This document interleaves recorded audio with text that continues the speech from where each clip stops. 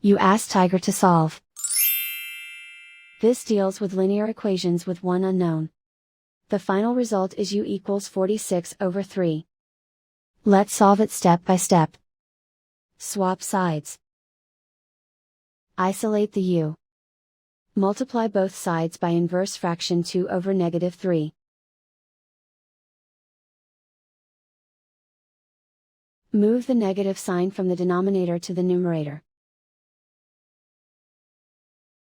Group like terms. Multiply the coefficients. Simplify the arithmetic.